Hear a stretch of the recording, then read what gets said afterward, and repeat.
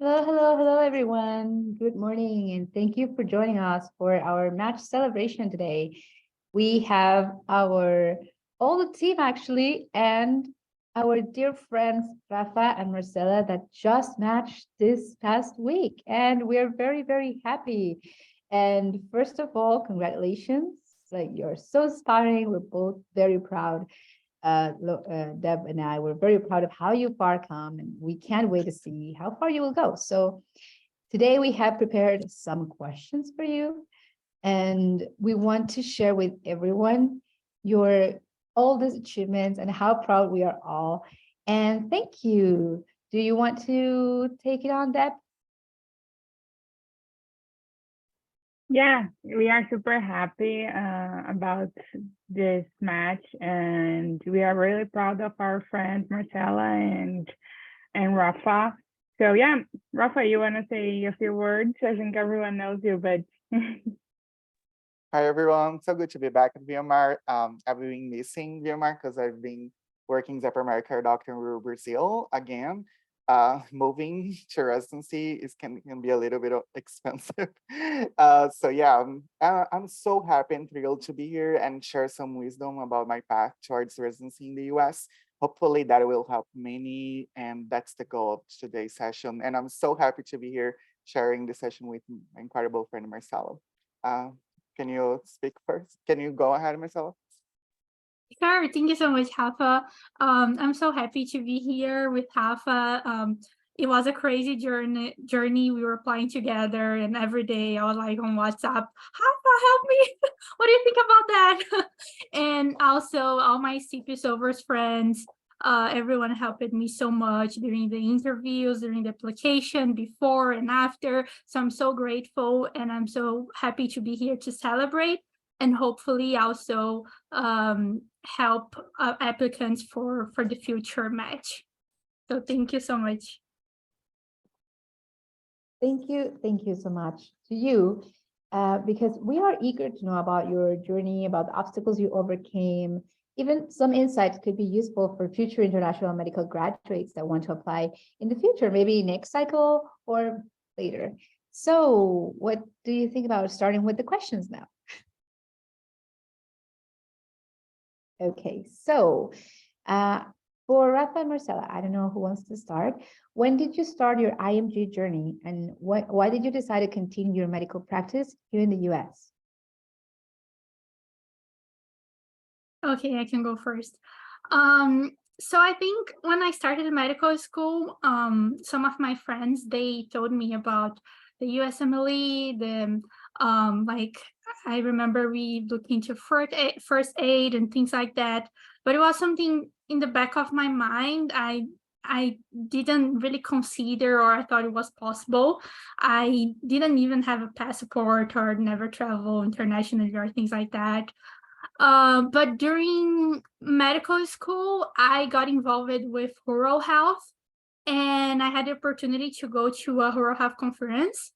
And it was my first time in the US. It was a crazy adventure to go there all by myself. And when I arrived there, I saw all the doctors and talked with a lot of different people, learned a lot about medical education in the US. And when I returned, I kind of started using more Twitter and searching more about medical education in the US. And at the same time, kind of, I saw the VMR and the like clinical problem solvers. I saw a lot of residents on Twitter. I started learning more about medical education in the US. And that's kind of when I decided that I wanted to go to the US and do my residency there, especially because of the medical training and future career in medical education. So was when I really decided and started studying for the steps and everything. So I think it was kind of in my last 2 years of medical school in Brazil. We have 6 years, and the last 2 years we are called kind of interns, and we have more like a clinical experience. What about you, Rafa? Yeah, our stories share many similarities. I feel like since you're members of the CPSolvers, like all of us love medical education. It's one of our passions. And sadly, this is not very well established in Brazil. So this is something that really attracts me towards the US, like this possibility of being a medical educator, and also uh, there are more resources available. And yeah, so I think there are a lot of things that IMG think when they're considering moving to the US. And one of my very personal things, something that I actually didn't share on my interview track because it felt so personal at the time, but I feel safe talking about here now. It's just um, another thing that attracted me to the US was the fact that I could have my own family. For those who don't know, like I'm a gay man and I was born and raised in a very religious family. So I always felt like I needed to go to a place where I could have my own family, not having the shadows of my other family disturbing my own family, like now in a way that way. And I don't know, I've always felt in a safer space like in the US, and always had great experiences. So yeah, that was also one of the other reasons. And I feel like another thing that I want to share that is very personal to me, and that I always love to share because maybe can inspire other people as well. So my mom is a tailor and my father is a confectionery vendor, and I never could have their economical support for pay for step one, to go to do clerkships. So, and since I was a first year medical school, I knew that I wanted to go to the US. So I started being a tutor. I gave so many private classes, and I used my passion, which was education, being a tutor, being a teacher, to gain the funds necessary to go to the US. So maybe if you are listening to this later and you also come from an underprivileged family, maybe you can see me and be inspired by my story and see, oh wow, this guy could do it, or maybe I can do as well. And that's one of the reasons why we're here, to try to inspire other people to follow their dreams. Thank you, Rafa, for sharing such a personal things about your life. And the next question is, what is the most difficult part of the application? We can alternate if you want, Marcel. I feel like the trickiest part in the application is that it requires you to be very efficient. What I mean by that is that there's so many steps involved, so you always have to be sure that you're doing everything possible in your hands to be able to apply with the strongest application you could ever have. For example, there are certainly time periods that you have to apply. When programs open all the applications, and most programs, they require to be ECFMG certificate in order for you to be able to receive an interview. And that's something that I and Marcela struggled a lot, because we were like, oh my God, we will be ECFMG certified by the time that the programs open the applications. And oh my Jesus, you have to be very careful about the next steps and try to be as efficient as possible in order to be ECFMG certificate as soon as possible, because that can change a lot of your application. Other things involved is that if you want to be a ECFMG certificate, oh my God, that's such a tricky word. This is for all international medical students. You have to be done by step one and step two OET. So make sure you can do all those tests prior to application, so that it will be easier for you to get the ECFMG certificate. What about you, Marcelo? What do you think was the trickiest part? Yeah, I totally agree with you, Rafa. I think it requires a lot of dedication, and especially like commitment to keep doing all you have to do, like all the steps, all the bureaucracy, the rotations and everything. So it's like, don't give up. Some days are going to be so hard, and you are like in your mind is going to be like, does it make sense? What are you doing? But those are the days that you cannot give up, and you need to like, oh, let me do something else that I like, and tomorrow I will start back. And I think specifically to me was also hard that I was my final year, my last 2 years of medical school, it was during the pandemic, and also the exams and everything. So it was very hard to find clerkships, rotations, and then observerships. So it was something that made me very anxious because I thought it would like make my application very weak. And even during application and interviews, I was very worried when I went to the websites and they said, oh, one of the requirements is having a rotation, like 2 months, 3 months rotation in the US, something like that. And I thought it would be something in the way. But like we were talking another day, Rafa and I, for another group of applicants, each application is unique and you have your own history, you have your own passions. So keep that in mind and persevere on that, you know, like your passions, your dedication, what you can do, and try to have, like, I would say, fun during that process, because your life is still going on while you are on that hard process. And I just wanted to shout out Marcela, who was able to match such an incredible program just only quote unquote with observerships, goes to show that if you weren't able to do like a clerkship or a sub-by, doesn't matter, like if you have like an observership and strong letters and people see how much you can work, how much dedication you put into your work, that will pay off. So congratulations, my friend. Definitely, it's amazing to listen to both of you, everything, all the obstacles you have went through, and you definitely got a great place to practice and to keep on like showing off this how amazing individuals you are both.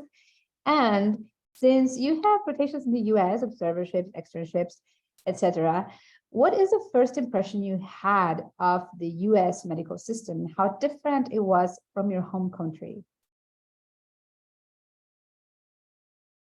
I think the first thing when I arrived at the hospital was like the technology and all the access to different like laboratory exams, imaging, and everything. Because sometimes, especially I graduated in a public hospital in Brazil, we struggle a lot, for example, for complementary exams or expensive things. And when I arrived at the US, I saw like LVADs or ECMO machines and things like that, something that was like daily and normal for them. So that was a big difference. And I feel that maybe because of the technology and resources, the trainees, they have more time for medical education and education in general, because sometimes in my hospital, we had so many patients that we didn't have a lot of time for teaching. So I feel that when you have those resources, I mean, you have more time for medical education. That's something that attracted me a lot. Yeah, I totally agree with you, Marcela. I feel like in the US, education is very heavy. Something that I didn't experience as much back in Brazil, because was like you told me, like especially in the pandemic, right? We had so many patients, and with the pandemic, the surgeries were shut down, and we saw so many complications of patients that needed those surgeries and were not getting it or any other procedure because of the pandemic, and we start seeing the complications of that.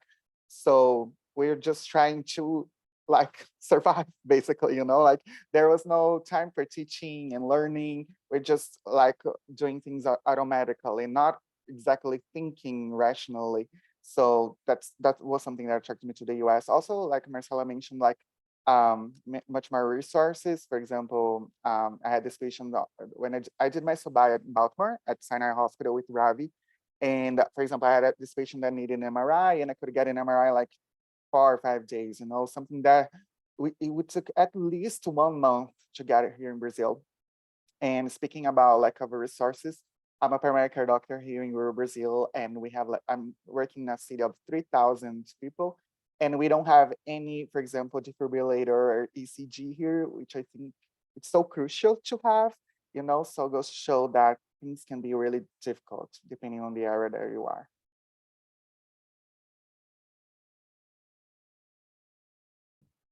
Yeah, I totally agree. The things in Brazil can be really difficult, and especially in public hospitals. And going for the next question, what is some advice you can now give for some IMG to be useful for their future rotations? Oh, that's easy. Join the daily VMRs. Because here on the daily virtual morning reports, you get to learn with physicians across the US on how to present cases, or how use your clinical reasoning through the aliquots, and that's something that comes really in handy when you are doing your rotation. So for example, when I started my rotation, each attending you're gonna see is very different. Like some of them want you to say the whole labs for the patients. Some of them just say, no, I don't want to know that. I want to know just what are abnormal, for example. So you have to adapt to each attending, right? But no matter where you go in the US, you always have to learn like the SOAP method. It's something really that we apply here in this daily VMR, something that will make you stand out in your rotation.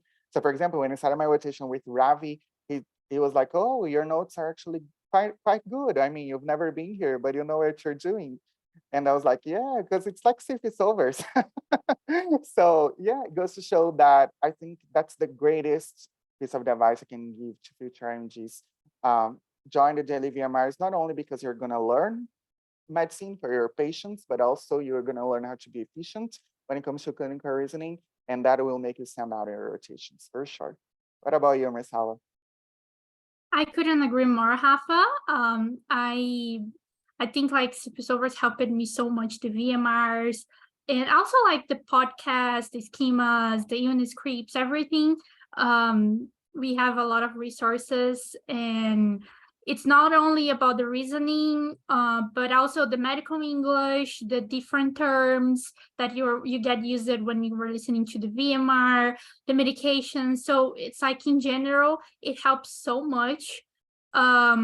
And now we are having a new series. We had the rapid response, and today we are going to have one more focus on planning. So that's something that we can really focus about, and I think it's going to be very helpful for when we start intern year. Yeah, for sure. I just wanna plug in Ravi. Ravi, what can you tell for IMGs out there? How can they be better prepared for the rotations? I think what you mentioned here, number one, networking is key. If the both of you didn't join Twitter and then find CPSolvers, I don't think your journey would have been, I can't say is easier than what you've had, but definitely it did help you. You sought guidance. I think the other things also, you found each other and were able to, as you mentioned, WhatsApp each other and sort of help each other along this pathway. I think the other thing is, like Rafa mentioned, I think CPSolvers offers a lot for IMGs. I work in a hospital setting where we have a lot of IMGs and they struggle. Those that don't maybe know CPSolvers, who haven't done this sort of a presentation before, practice it, they do struggle in the first 2 weeks. We have brilliant physicians from around the world with top-notch scores and so on, but they just fall apart because they struggle with this SOAP format, how to present in an organized manner, because in their home countries, maybe they don't do that. The presentations may be very quick and they may not have to know the patients that well. So as an intern, you have to know pretty much everything about the patient. You're tasked to, if you're in a program with minimum 8 patients, you have to know those patients and present them to the attending and resident during early morning rounds. And so from that, you build your clinical acumen, and then you just sort of springboard into making assessment plans. I remember you, Rafa, having trouble with assessment plans. So you were fine up until the A part possibly, and then the plan. But then we can help you with that. If you're a new IMG in a program, we have to help you with the S and the O and the A. It's a lot more of a task, but we're used to that. So the first maybe a month, 2 months, it's a struggle. But if you come in well prepared, maybe listening to CPS, you will hit the ground running, and it will be a much easier task. Then you can shift your mental bandwidth onto learning medicine rather than learning the system.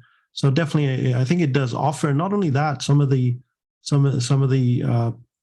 endeavors that we started here, IMG series and so on. Look, we did how to do an interview, and I'm pretty sure this did help you in your journey along the interview pathway, because people are nervous. It's a very nerve-wracking process. It is somewhat helped by Zoom, but if you're in person, it is a different kind of a situation. But then again, how are you going to come across on Zoom? So I think we did prepare you pretty well with the sessions and also doing some mock sessions, and that does help. And then we did a session on how to build your CV, and so a lot of guidance, a lot of series developed especially for IMGs. I think that did help both of you, and especially many others that join CPS on a regular basis. Back to you, Rafa. Yeah, I totally agree. By the way, if you go to the YouTube channel of the CPSolvers, it's actually tagged. You can see like there are different playlists, and one of them is just for the IMG series, where we have like international medical graduates sharing their stories, like, and also when it comes to things related to the ERAS application. For example, we brought Ravi, which is an associate program director, a program director from the BVU, and also his friend, which is also related to medical education. And the three of them just had one session entirely on how to written your CV for the ERAS application. And as an international medical graduate myself, I know that can be so hard because we don't have like the same tools as Americans have. For example, I don't know about you, Marcela, but in my school, I was the first one to match. So they were like, I have no idea what you're doing, so let me know what you want me to do. So it's the opposite. We have to teach them how to do stuff, you know, like it's not the other way around. Like I have no idea what ERA is. So if you could talk about your experience, Marcela, as well. Yeah, it was the same for me. Like in my medical school, there was another medical student from a medical school applying with me this cycle, but before that, we didn't have anyone. So they didn't know how it worked. They didn't know like the ECMG process. So we had to learn to then teach them so they could do that. And Rafa also, like every day we would be on WhatsApp, like Rafa, do you know if there is like something changed on your ECFMG report or something like that? So it's a lot of anxiety to know how the bureaucracy papers are doing. Wow, this is definitely, listening to you make me realize how you spearheaded all these projects, not only for yourself, but also for other IMGs that most of us, I can speak for many of us, that we look up to you and we are inspired by your processes. And before we continue, I would ask Dr. Ravi, now that he's with us, he's a PPD from Sinai, Baltimore, and he is a great teacher for all of us. There is a little question I wanted to ask you. What is your perspective on this match, and how has it changed for IMGs from previous years to this one? Because we know that every single year there are things that we have like new obstacles, more competitiveness. What is your perspective about it? Yeah, two things. One thing I noticed this year, that IMGs are matching into university programs. So years before, a lot of university programs that closed the door on IMGs. So now they're changing up their I guess acceptance for IMGs to make it more diverse, sort of resident population, intern population, you would say, and then look outside also for people coming in with different journeys, different perspectives on life, different stories. And that's where your personal statement really helps and your background helps, because you're trying to tell your story. And I've interviewed many people, and the ones that you remember, the ones that have amazing personal statements, that have amazing personal stories, and actually prepared for their interview. Now with step one going, it was interesting this year. We had a mixture of people that did step one and had scores, and then people that had pass fail. So it's very difficult to gauge from the ones that had a pass fail, or a pass on step one, what exactly, or how to compare them to the ones that have like high scores in step one. So other things like your MSP, and again, personal statements. And then we gave more weight to the letters of recommendation. So having letters of recommendation, and not only just letters, you have standard letters where people just write, you came, you rotated, you saw a patient with CHF, you saw a patient with AFib, and so on. But no, stories where, was there something you did that stood out to them? Did you go take care of Mrs. Fields and help her move out of bed? So personal observations count quite a bit. And those 10 sort of letters of recommendation stand out, I think, more than just you read EKGs, presented 5 patients, wrote great notes. Those are the standard things we see. So we're seeing a lot more IMGs being able, and from, as many of you know, we have other CPS friends, Siriram, his fiance, I'm forgetting, I think Nikita, like a couple of us. They also matched, I didn't invite them to join today. They also matched, they were frequent visitors to CPS and joined on all the IMG programs and rotated also at Sinai. And they all matched at university programs as well. So that was great to see.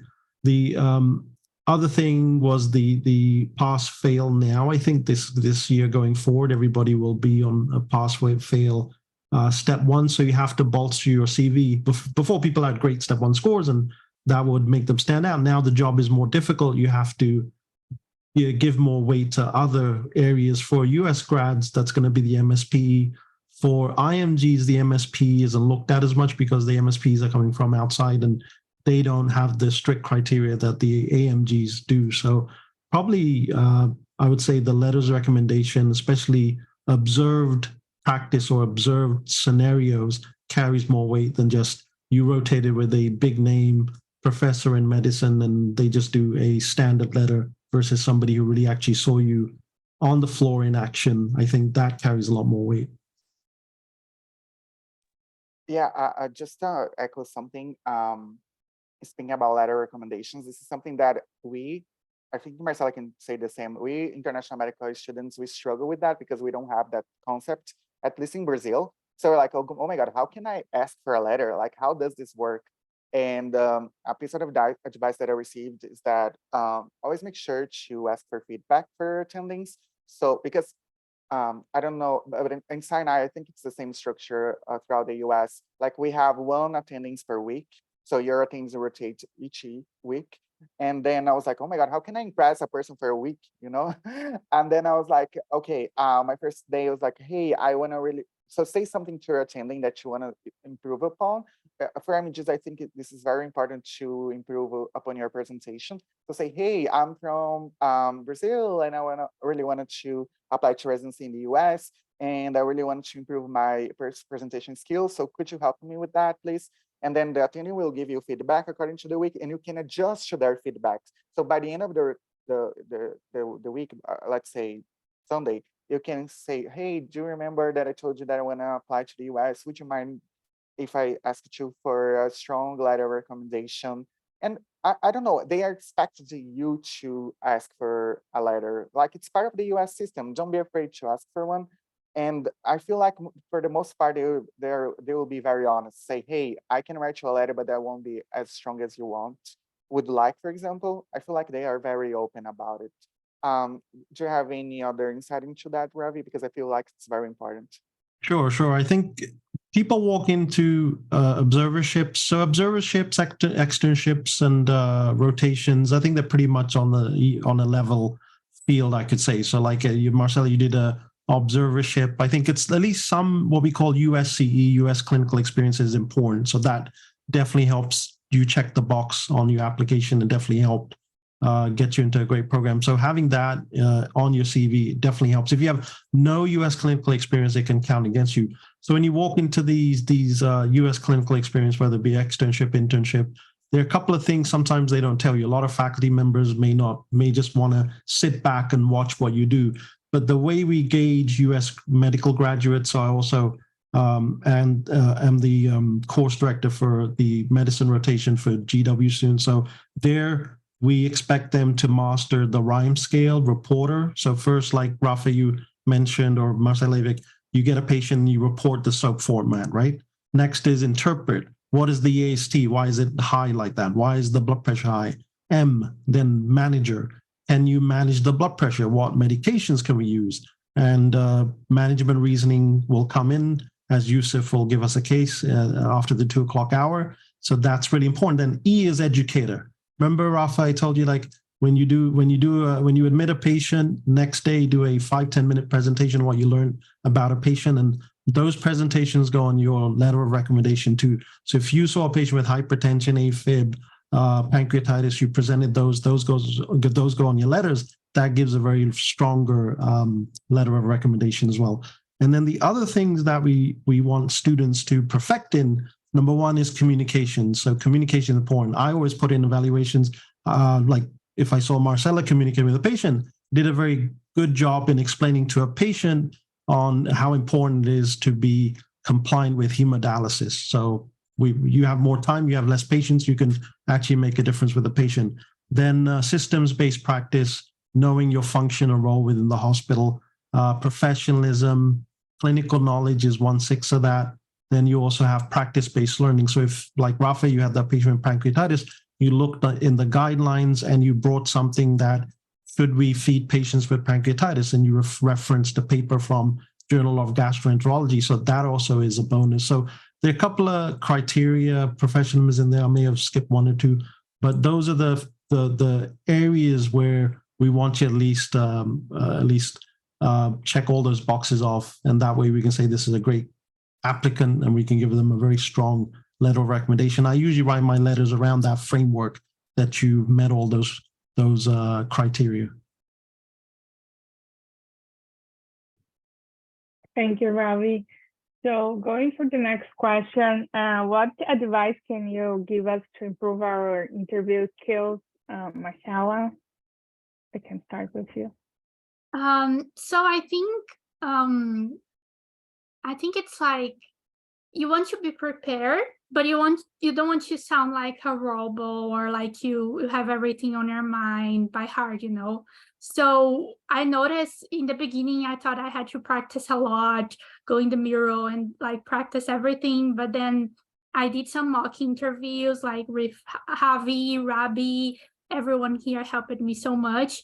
And I noticed that it needs to be a conversation, be more natural, show that you are like a person that you are capable to be a nice colleague, you are able to talk with your patients, you know, show your passions, show who you are.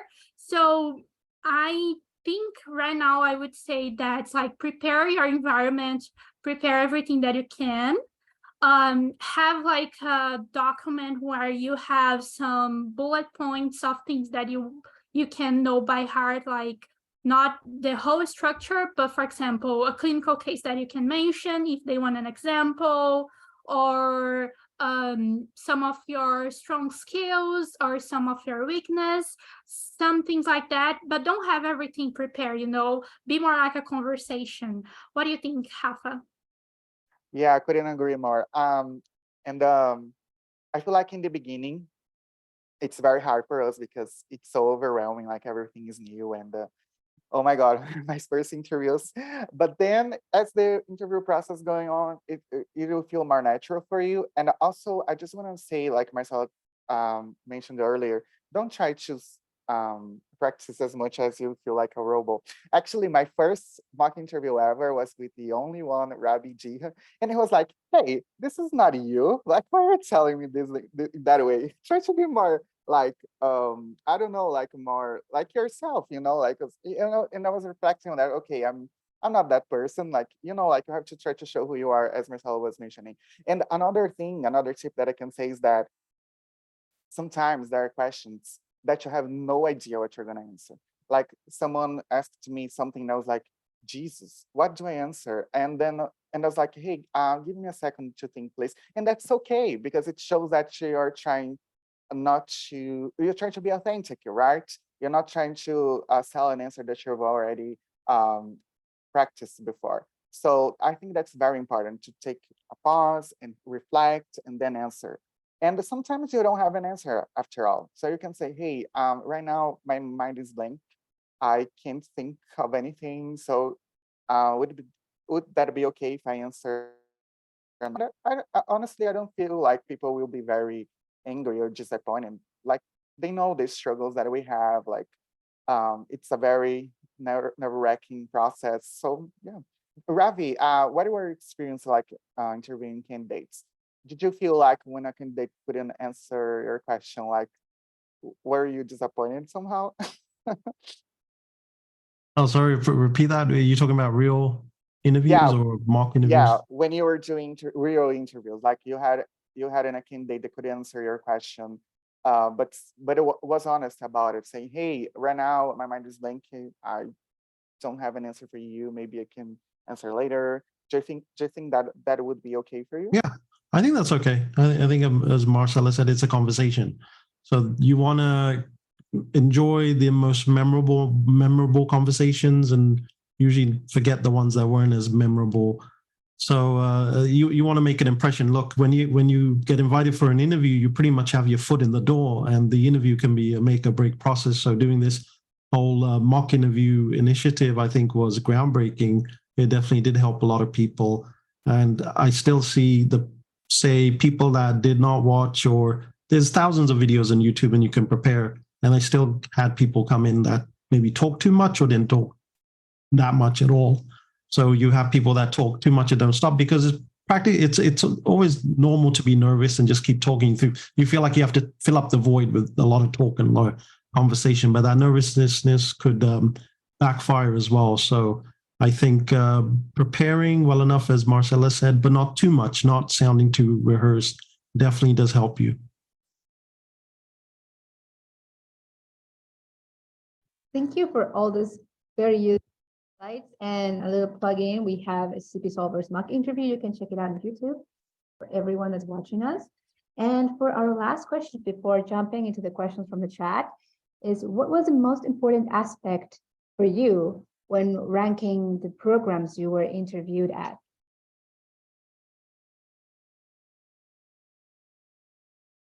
I can start with that one. Personally, for me, was since I want to be a medical educator, to match an university program, it was kind of important for me. So yeah, that was one factor. Another factor was the visa. As international medical graduates, we have to think about that.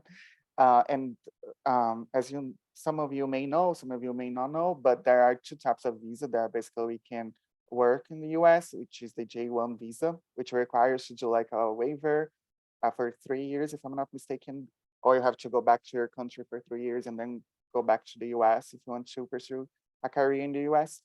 And there's the H-1B visa, which is harder to get because the program has to sponsor it, and you don't need a waiver, and it's kind of easier for you to get a green card. But when you apply for fellowship, you have limited options because not many programs sponsor H-1B visa, right? But then I really wanted the H-1B visa, so I put those programs first.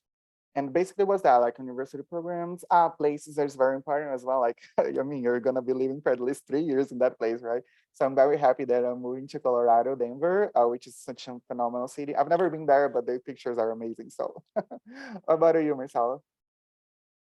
Yeah, I think that was very hard to me because a lot of programs, I felt that I could be happy there, and they had a lot of things that attracted me from medical education. But I think in the end, what I considered the most was having a support system around. So, for example, at WashU, I have a friend that is going to be there for 2 years doing research, that graduated at the same class as me in medical school. So that was something important to me, having someone close. So if you have something that you know in the US, I think support system is something that can be, that you could consider. The place that you want to live, because you are going to see that some places are really more expensive than the others. So in the end, it's very personal. And it's also that feeling that you have during the interview, or when you see the program, that you feel more like it's going to be your home for the 3 next years. So I think that's also very important. And yeah, I think it's also one tip that I would say is ask a lot of people for advice, talk with a lot of mentors. I talked with so many people to help me for my rank list. I even have one mentor that he called me and we had a conversation about like career and what I felt. And it was so important that he asked me which place that I would feel more like loved by the program and that people around, and that I should consider that the most, be more safe and love it there. So I think that's it. Oh, thank you. We had a question in the chat. Drew asked, like, how can American medical graduates can help IMGs doing the clerkships or orienting for residency? I feel like social media is a very powerful tool to disseminate resources. So I feel like Twitter is very growing as the day goes by. Like a lot of people are joining Twitter these days, especially when it comes to my Twitter, and also Instagram. Like, I don't know, maybe create like posts related to that. I see so many incredible educational posts about, oh, how to present patients or how to write your notes. And those are very good. For example, on Twitter, you can bookmark the tweets that you gonna be reviewing later. So that's something that I really enjoy. What about you, Marcela? I agree. And Drew, another day, I think he retweeted something about like a presentation that you can order for the presentation, and I bookmarked that for to look back in during intern year. So you're already helping, my friend. And I think that during the rotation, I had so much help from everyone around. Even for for example, was infectious disease. The program coordinator, she gave me food. It was amazing. But all the fellows, they would help me, giving me advice on how to present or all the things that they like it better. For example, like Rafa was mentioning before, some attendings like a different type of presentation. So one day the fellow told me, oh, this doctor, he likes you to give you a short line of the patient first before you start presenting, or they want you to say the consult reason first. So I think that's something that can be very helpful. And if you see that we are doing something kind of like not so well or wrong, maybe you can give a feedback like in a friendly way that's going to help us to grow and learn more. Just to say something, I think that's really important what Marcela just told us. Like, feedback culture is very strong in the US and it's very valuable. But sometimes feedback can, sometimes, how can I say it? Not all feedback you have to consider. Consider feedbacks that are manageable for you, or that comes from a person that really is interested in helping you, because sometimes feedback can be mean, like, and not valuable. For example, what if someone says to you, hey, you're too tall, like, how can you change your height? So I think we have to be careful about those topics as well. Thank you so much. This is really good advice. And before we finish, there was another question by one of our viewers, Francisco. I'm sorry if I said wrong your name. If the connections are the most important aspect or factor to match, and what are the most effective ways to network? That's a question we had. I can start. I think I don't think that connections are like the main factor. I think they are very helpful because it's like through connections that you can find other opportunities, that you can show your work. And sometimes when they have a lot of applications, maybe a connection can be something that is going to help someone to see our application. But the main thing is going to be your whole application. Not only, for example, your scores or your research, is like everything. It was very difficult to me to understand that in the beginning, but when I was applying and when I was doing the interviews, I saw how much is like a broad view of you and your application and everything that you did. For example, in Brazil for residency, we only have an exam. But when I was applying, I saw that I could put everything. I could put myself in my CV. And also during the interviews, they want to know not only about like your work, but something that you do for fun, how you are as a person, if you know how to accept feedback. So it's something so broad that I think you cannot not resume everything to connections, Yeah, what do you think, Rafa? Yeah, I totally agree, Marcel. I feel like connections are good for you because they can make your application be seen. But doesn't matter if a top program director emails some other program director on your behalf and the other program director open your application and you don't have a good application overall. They will see your application, but I mean, what I mean to say is that connections are good, can take you to a certain point, but most of the things, it's all about your hard work, like how much commitment you have into your application. So yeah. Oh, and just one more thing, he asked about like how to do networking, and I saw that it's not only like, it's not something that you can have a recipe and you just like, oh, I'm going to start doing networking now, I'm going to sit and do networking, you know. I think it's mainly asking for help, talking with people, sometimes making friends and colleagues, but like asking for help. For my observerships, I had to send a lot of emails, and sometimes I felt that I was kind of bothering someone, or I was shy about it. But no, you are just only asking for help, and if they cannot help, maybe they are not going to reply or they are going to say no. That's okay, you move on. But in that time, I had like two people replying me and offering me help, and now they are my mentors and I can talk with them. And I had a lot of things from that. I did my observership, was amazing. So I would recommend like trying to find people that have shared interest, someone that has done some work that you like and you hope to do in the future, that is an inspiration for you. Try to reach and ask for help. It doesn't work, you try to ask another person. And it's also about also offering something. So for example, you have a friend, you offer to help them, and maybe they are going to help you, and you have connections for that, you know. Yeah, and always make sure to give it back. Like I was so fortunate to have a lot of people, friends who helped me along the way. So I always try to do the same for other people, and I feel like it's a very good way of paying it forward. So never forget the ones that helped you, and always remember to help others as well. And I see that we have a friend here, Yusa from the CPSolvers, and he's also an IMG. And I would love if you could talk a little bit about the highlights of these application season. Yeah, so hello everyone. I'm Youssef talking about this question. Essentially, if you do a rotation, try to ask the people you work with for help from the beginning. Like when you start, like Rafa was saying, ask them, hey, I'm planning on coming here in the future. So you can set yourself up for success, and ask for feedback throughout the rotation every couple of days. How can I do better? How can I keep going better? And this drive to get better is actually like very nice to see in a learner.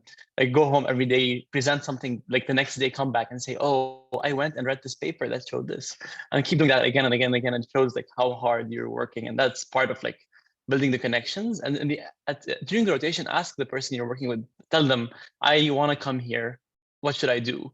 Because they will tell you who to talk to, what to do, who should write you a letter. And people want to help. Like we're all very nice people. Everybody wants to help others, and I think that's like related to connection part. Related to the interviews and the letters, like you all said, it's practice, practice, practice. Ask for feedback. When I was writing my personal statement, I think this is my favorite piece of advice that works for everyone I give it to. Essentially, write a draft and send it to a friend. Let them review it, track changes, send it back to you. Fix them, send it to someone else, and keep like recycling until you get like the perfect person statements, for example. It's the same thing for interviews. Keep practicing with multiple people, get the feedback done until you get really good at it. And I know it's like generic, but yeah, practice is going to be the thing that helps the most. Thank you, Youssef. I will go for the last question that we have here in the chat. There is like, what are some things to do or ways to prepare as we begin the residency? I don't know what Rafa and Marcela have been doing this time. Oh, like I mentioned before, I have to work because moving to another country can be quite expensive. And I don't know, I feel like most people say, like Ravi was mentioning in the chat, like intern year is so hard. Like I don't feel like people should be studying for intern year. Like go live your life and be with your friends, be with your family. I feel like that's very important because you don't have as much time as intern year starts. But perhaps medical advice that I could give is that I and Marcela, we already completed step 3. So I feel like that could be something that I just could do. Because I don't know how people do it. Like intern year is so hard, so challenging, so busy. How can they start preparing for step 3? And I don't know if you guys know, but step 3, it's composed of 2 days. And the first day is basically step 1 all over again, like mechanism of actions, immunodeficiencies, things that we study for step 1. So if you have like this gap a little bit narrower than larger, like for example, if you do step 1 and in 3 years do step 3, things will be much easier for you to cover. What about you, Marcela? Yeah, I totally agree about step 3. I think it's going to help a lot that we already complete that, because I cannot imagine like having to do that during intern year. And I think it's mainly having to rest. Like Rafa said, I also have to work a little bit and try to organize everything, because I'm leaving my family here and I want things to be, you know, good for them. That's another concern as well. And you're going to see for IMGs that you have a lot of paperwork to do. So it's not like you're having a lot of free time. You have stuff from the program that you need to do. You need to worry about the visa. You need to work, like, you know, everything, even your credit score in the US is important. You need to consider that. So try to rest and enjoy and do something that you can on the time you can. And sometimes I know it's not going to be possible, but try to stay as much time as you can with your family and loved one. That's what I'm trying to do. I see that yourself has his hands raised. I just wanted to add to what Marcelo was saying, what Rafa said, was that a lot of IMGs or applicants in general worry that because they're an IMG, they have to prepare more to come to residency, or they have to know more or prepare anything. You're good just in your training on its own has you ready to go to residency. Residency doesn't expect you to have a broad knowledge or for you to study ahead of time. But residency expects you to, like, once you're working, to work hard and learn on the go. There's nothing you need to do ahead of time for you to get ready. You're already ready. So like Marcela was saying, like, find a new good apartment to stay, make sure you're comfortable, find a place that has groceries nearby, try to make friends. That's gonna be the thing that sets you up for success, more than studying or anything that's gonna prepare you academically. You are already ready, and residency in itself will get you ready to get to the level that you need. But don't worry about that ahead of time. Oh, thank you so much for saying that yourself, because although I'm saying that you need to rest, I have this crazy feeling inside of me that's, I don't know, that's going to be so hard, that I need to be prepared, that I need to read something, that I need to study, because I'm like, oh my God, how did they choose me? And now I'm going to disappoint them, something like that, you know? So I think that urge and that feeling, you're probably going to feel that. So try to fight against that. I'm trying to fight against that feeling. I just want to add, you're entering training at a great time where it's a positive learning environment. Everybody's a proponent for building up interns, residents, rather than breaking them down. There was an era where there was some toxicity, a lot of, I hate to use the term, but pimping and questioning if you didn't know that, naming and shaming, but we've moved beyond that. So you also have to remember that you're starting off with a group of people that are in the same boat. So you're all in this together. But I wouldn't enter internship with a huge cognitive load, because you will be building more responsibility and more stuff that you'll be trying to integrate into your daily workflow. So I would just enter relaxed and ready to absorb. And the program will teach you everything you need to know. There'll be an orientation where they will give you all the tools to how to handle residency, and they'll always have support, and you can always reach out. There's chief residents, and I mean, the model has changed. It's been a big paradigm shift in training. So I think don't feel bad going in. It's not a sprint, it's a marathon. You have 3 years, and it's a long time to learn. So just eat well, sleep, travel, enjoy. I think you all know enough to enter residency without any problem, and they will help you along and equip you with all the right tools. Thank you so much, everyone, for this brilliant insights and for giving us part of your time. Thank you, Dr. Youssef, Dr. Ravi, Rafa, Marcela. Thank you so much, and congratulations on your new journey. We are very happy to have you here all. And unfortunately, we got to the end of our IMG Match Celebration. But stay with us, because we have our Management Resident VMR with Dr. Youssef next. And thank you so much. See you next time.